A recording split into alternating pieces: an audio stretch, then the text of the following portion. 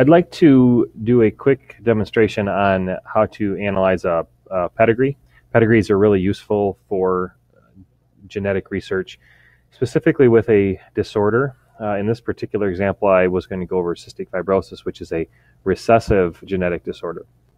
And how a pedigree basically works is you can, if you know someone has been afflicted with a disorder, such as cystic fibrosis, you can use that information, and in some cases, just that information alone, to determine the genotypes and phenotypes, in this case, the likelihood of having the disorder, just by looking at this family history. So if somebody was a genetic counselor, let's say, this is maybe the information they may share with a family for this particular disease. So just a couple basics on this. First of all, how you read these pedigrees. Whenever you have a square, like in this case, this square here, that would be a male. So squares are male and circles represent females. And anytime you have a line connecting them in the middle like this, that means that they have mated. So then what you get from the mating is you get, in this case, 3 children. You get a male child here, a female child, and another female child. So this couple had 3 kids. Now, in the case of cystic fibrosis, how you would fill that in, if they had 1 child, so if they had this male child with cystic fibrosis, how you represent the child having the disorder would be with a filled in square. So you would fill in that square. So this child has cystic fibrosis. This child does not, this child does not, and neither of the parents do. So without even knowing any more about cystic fibrosis, that alone, that piece of information, if you were just given this, you would know that it's a high likelihood that this is a recessive disorder. If both parents are free of the disease and one of their children ends up having cystic fibrosis, then you know that it's a recessive disorder. So with that information alone, you can fill out the genotypes for this family, these 3 children and these 2 parents.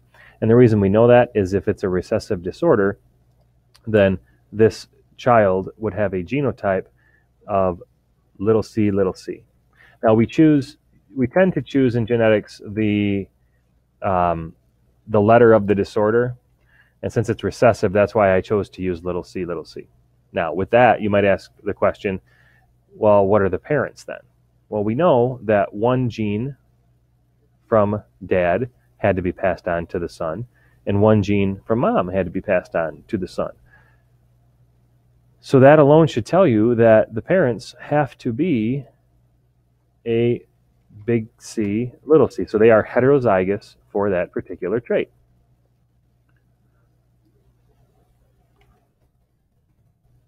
A lot of times I'll have students ask, well, how do we know that?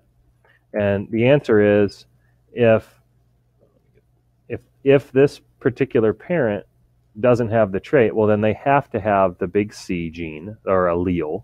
Remember, each version of a gene is an allele. So they'd have to have that, because the only way to be free of cystic fibrosis and yet give the gene for cystic fibrosis to their children, like is what happened in this case, then you'd have to be big C, little c, or heterozygous. So we have a heterozygous mom here, heterozygous dad here, and they had a child with cystic fibrosis. So in this particular case, this C ended up here, and this little c ended up here.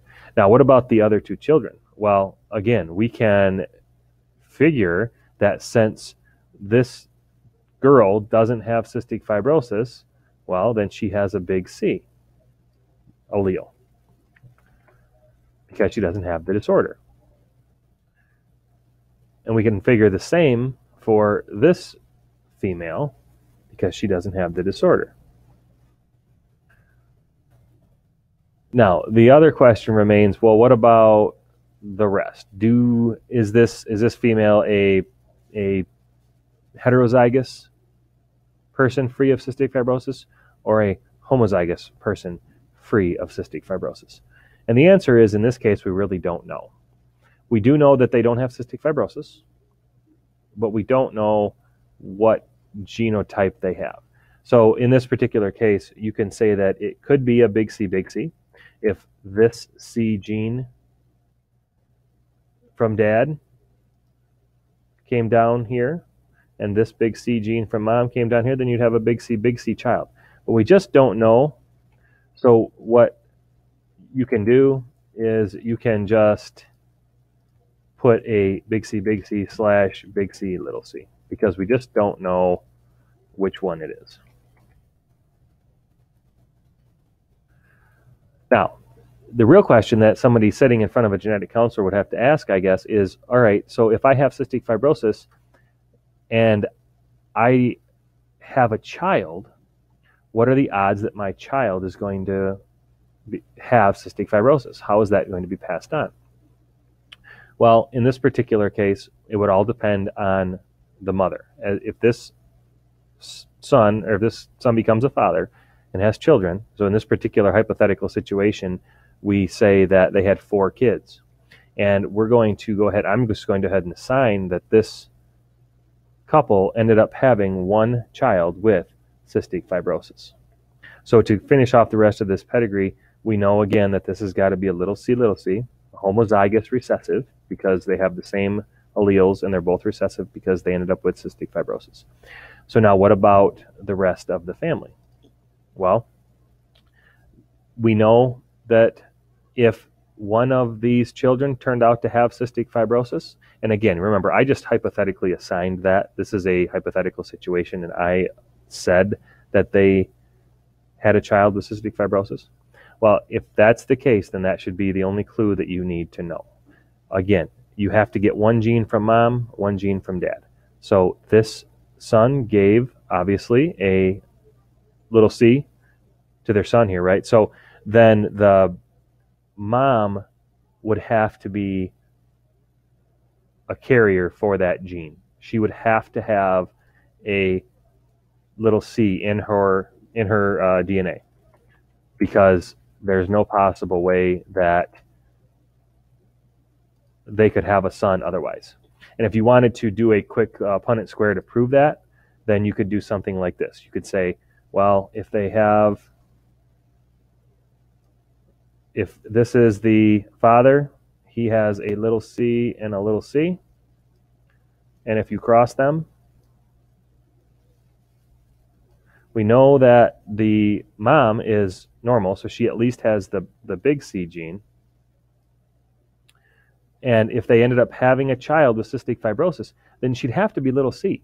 Because if you can picture this, if this was a big C, and if you want to try that on your own, if this is a big C, then every single child is going to have a big C gene and a little c gene. And that would make this particular person, it'd be impossible. That person could not have cystic fibrosis. So if that's the case, then we must know that the mother over here must have a big C, little c genotype or be heterozygous, which results in something like this. Now remember, we're dealing with probabilities here, so you could break the mold every once in a while, and in this case you did, because the probability would say that 2 out of 4, so 1/2 of your kids would be free of cystic fibrosis and 1/2 would have it. In this particular case, 3/4 of the children did not have cystic fibrosis and 1/4 or 25% did. So, but anyway, this Punnett square tells you how we came to the conclusion that the mom in this particular cross was a heterozygous big C, little c genotype, because she gave this little c to her son, as did the father. And the father could only do little c, little c. So then let's finish this out. The rest of the family here, the daughter, the son, and the other daughter, we know again, just like from before, that they have to have a big C.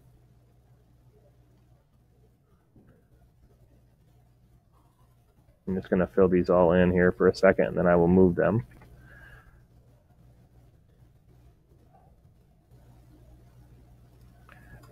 And we also know that since the dad has a little c homozygous recessive genotype, then that would also, he would only be able to give little c's. So therefore, each of his children that are not afflicted with this disease would be heterozygous genotypes.